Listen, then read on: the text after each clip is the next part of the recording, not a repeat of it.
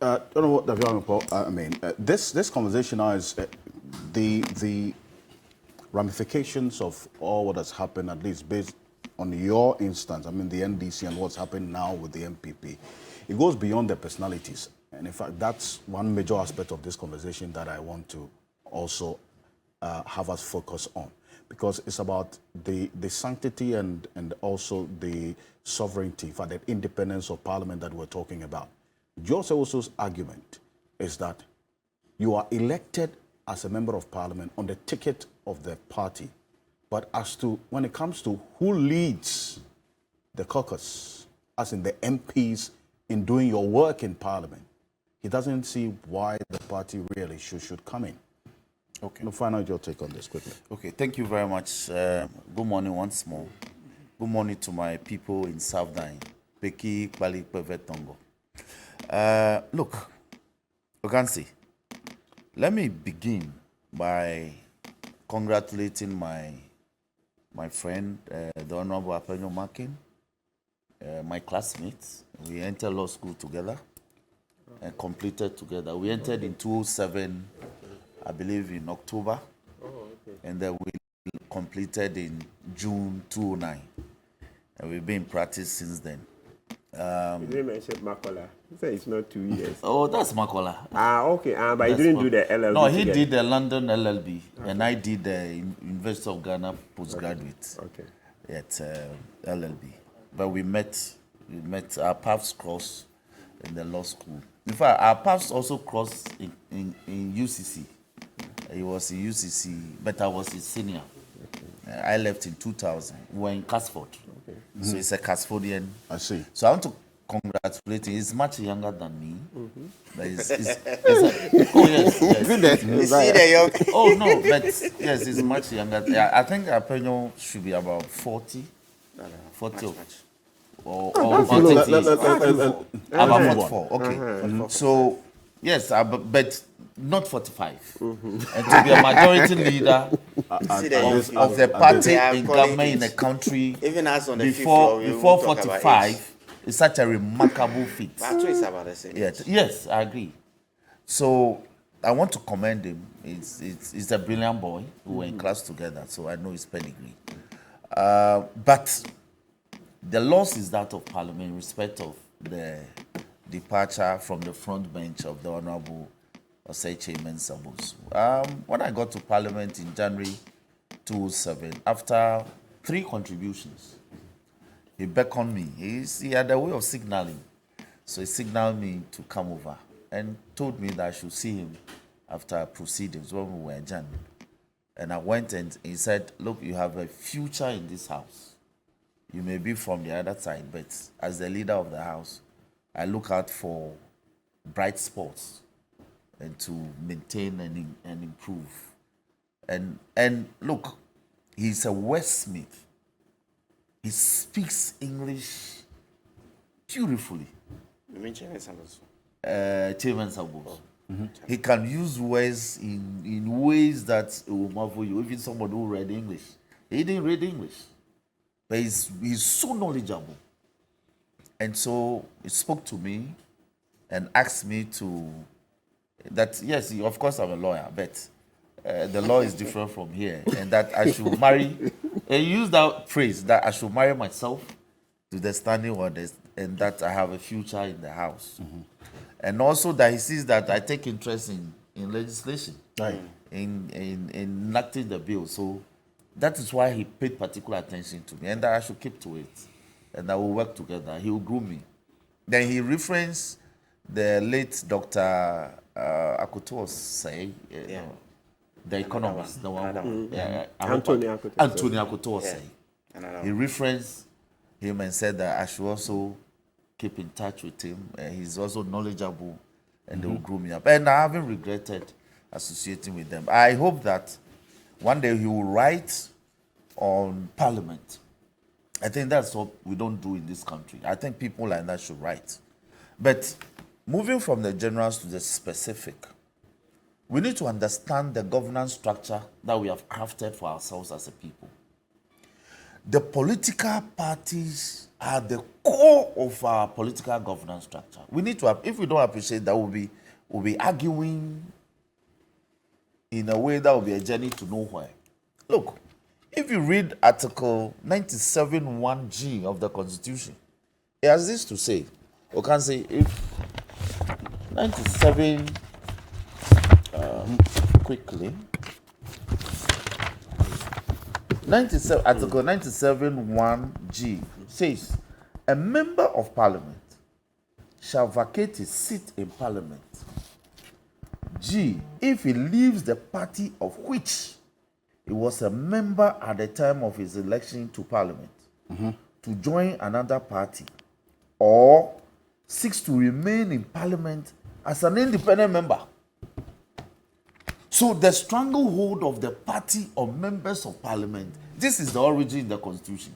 Why are you saying?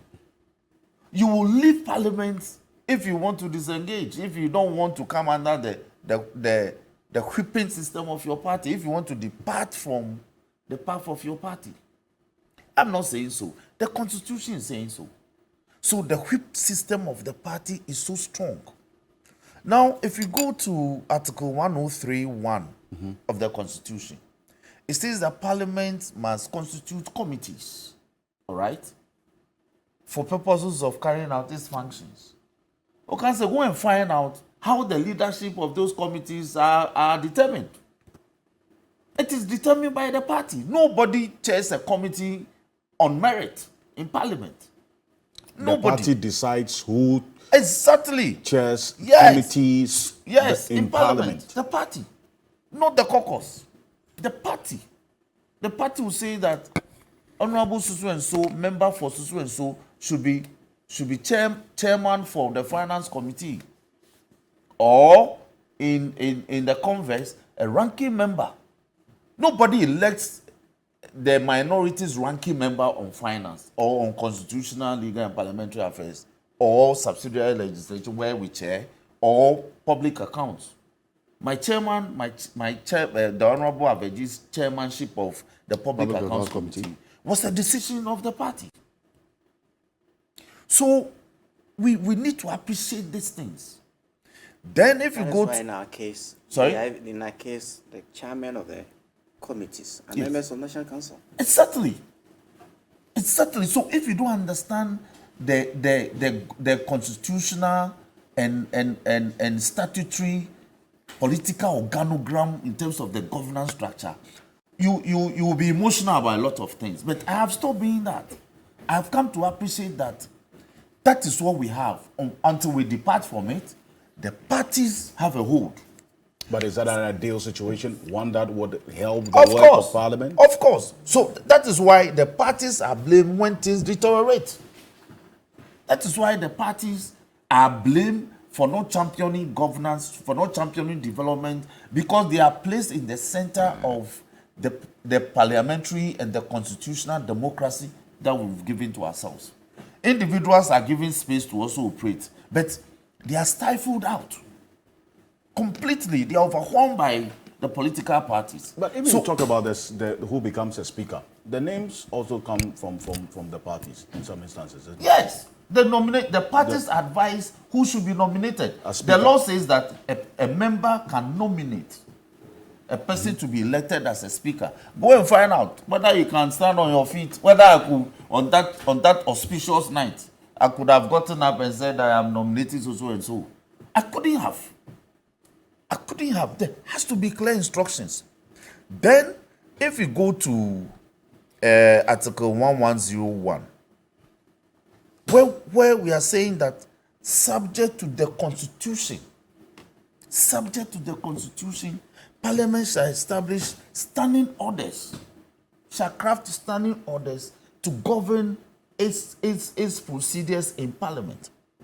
That is why the reference to Order 6 by Speaker, if you read the new Order 6, which is Order 6, Rule 1, says subject to the provisions of the Constitution and any other enactment in place. Where there is doubt, this order shall be interpreted by Mr. Speaker. So Mr. Speaker puts all these provisions together and says that we may have glossed over bringing in consultation with the political parties in defining who a minority leader is or a majority leader is. But reading the Constitution as a whole, you cannot take that umbilical cord to the party from it. The party has a say.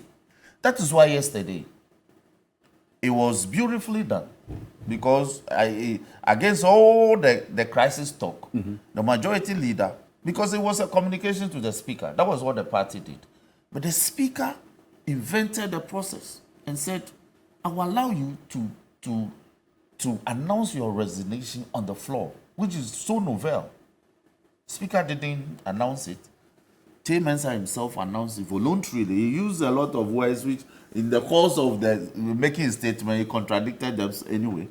Because in one breath he said, I don't want to continue to be a source of friction within my party, which could lead to cataclysmic effects. All right. Then he says then he proceeded further to say that he's resigning willingly. But be it as it may,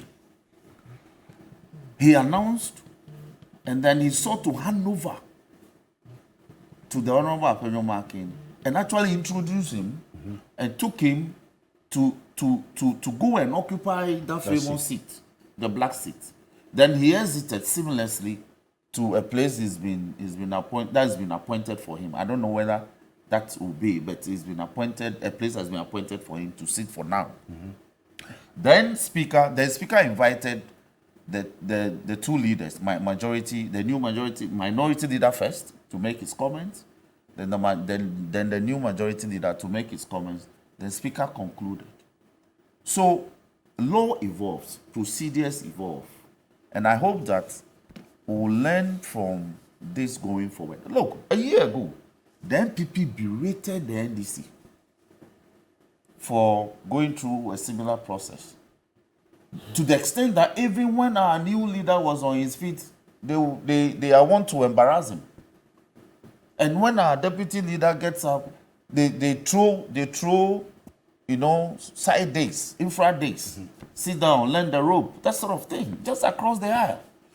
Today they thought they were chewing the fingers of a monkey. You don't do that in Parliament. No. But I'm saying, no. But you don't do that to leaders, because the person. But you do that to leaders. No.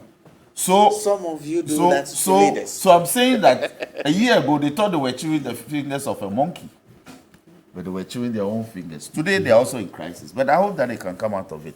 But let me say that they are going to have it tough from us, because the Honorable Dafeamekpor being the leader, then they have a new face in Cecilia, the new deputy majority leader, Appiagyei, and then my brother, you mean Patricia PJ?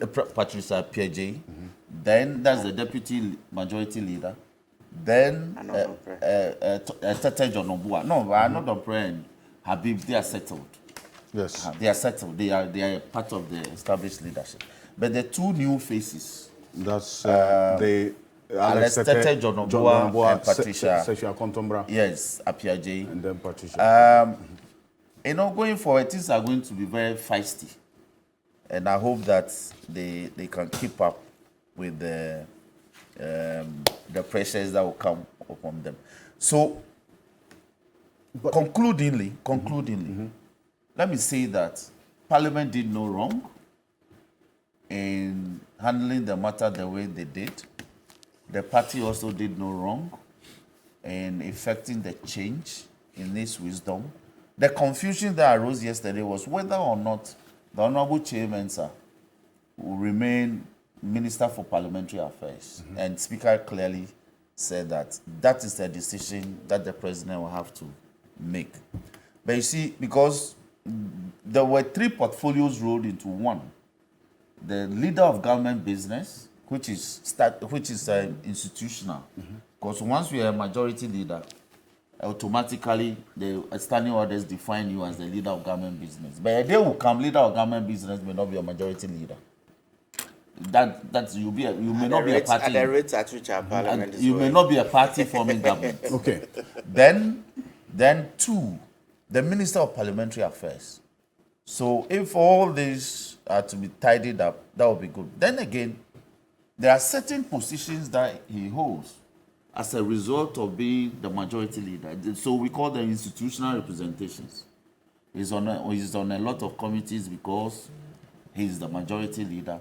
He represents this country, this country's parliament in a lot of international. I think he's the vice president of the CPA. Commonwealth Parliamentary Association, which we hosted recently in August last year. So that is the issue. I see. During our time, the changes affected representation to the extent that it nearly caused friction. So, for instance, the Honorable Muntaka being the whip had institutional representation because he was the whip from outside. So those things were maintained just to keep sanctity and peace. So I think that it can allow him to continue in those rules, given that we just have about 9 months to go. I see. But let me do this. These leadership changes are not new. I mean, they've been happening over time. So what exactly led to the kind of disagreement or the incident that no, I'm coming in the case of, for instance, the NPP and now what we are seeing, sorry, the NDC and what we are seeing in the NPP, because that element of consultation has always been there. So really, even the speaker himself at the point went through that. In fact, I want to make that point. who is one of the longest serving MPs, also was brought from the ministry, put into leadership. Hitherto, what has been happening is that the change in leadership normally will occur when a party is in government. So they may have moved you into executive, like they've done for Lydia Alasan. So it's not acrimonious. Once you accept the executive portfolio, you move on seamlessly and you give way for another. So the Right Honorable Speaker, for instance, was minority leader from January 2001 till January 2009, continued for some time as majority leader, then moved into the executive as Minister of Health, I believe.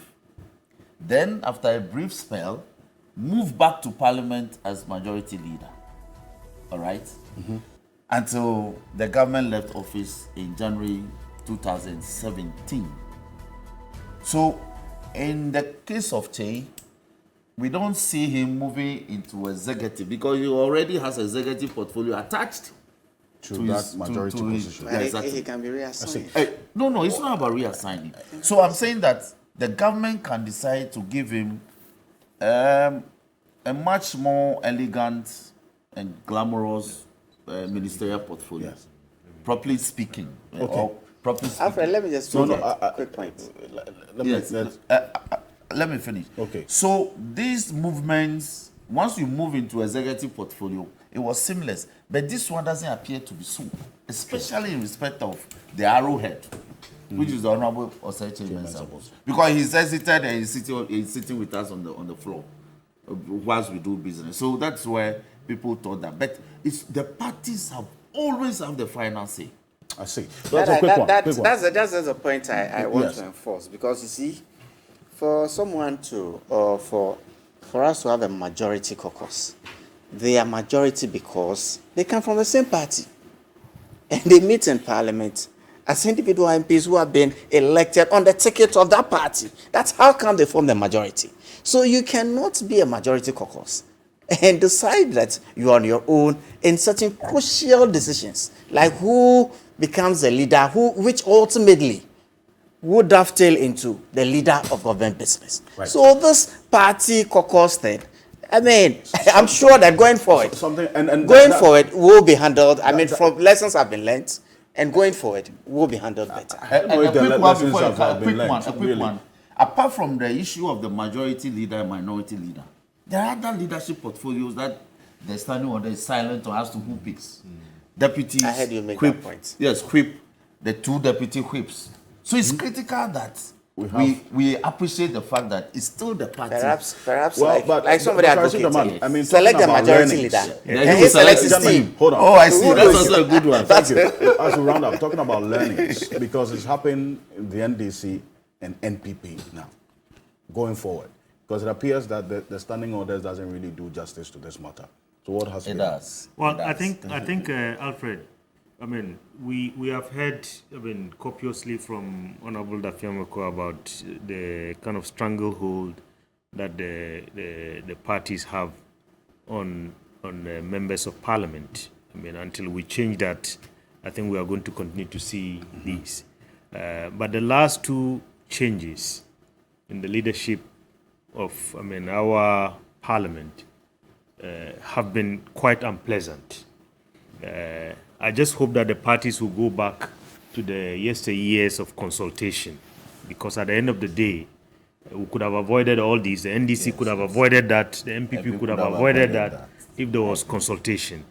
But I just want to say, if we are not careful, Honorable, we are going to see a situation like what is happening in Zambia. What's happening in Zambia? Today in Zambia, there are a lot of independent members of parliament, to the extent that they even created a position of the whip for the independents. They have a caucus. Yes, and I have never seen that. I was very surprised. We also have that in our constitution. And it is because of, you know, the kinds of things that we are seeing. If the parties continue to behave as if they are not accountable to anybody, you know, we all have a stake in what happens in this country. And the members of parliament that we elect, at the very least, we want them to be consulted when somebody has to lead them. I don't think that that's too much of a thing to ask. Okay. So going forward, I think we want to emphasize consultation, because tomorrow, if the new leader is removed or changed in the manner that Honorable Chairman Sabonsu was changed, I think we are going to speak against that process. Dr. Rashijaman, appreciate your time. And right after this quick break, we're going to stay a bit further quickly with Parliament because of this anti-LGBTQ plus bill. Because one of the sponsors of this bill is with us in the studio. We understand, all things being equal, by the close of next week, all things being equal, this bill should have been passed by Parliament. But there are a few nuances we'll get into. Also, this new appointment of Ken Oforiatta and the conversation that is generating. Stay with us. We'll be back shortly after this quick break. This is the key point. Stay with us.